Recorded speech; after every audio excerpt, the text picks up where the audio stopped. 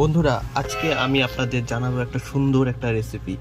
অতি সহজে এটা তৈরি করা যায়, অন্তত ব্যাচেলারদের জন্য সবচেয়ে বেস্ট একটা রেসিপি। তো এই রেসিপিটা তৈরি করার জন্য খুব একটা আহামরি খাটতে লাগে না, পরিশ্রমের ব্যাপার নেই। এটা তৈরি করতে আহামরি সেরকম কিছু মশলার প্রয়োজন নেই, ঘরোয়া উপকরণ দিয়েই হয়ে যায়। তো দেখুন এটা কীভাবে তৈরি হচ্ছে।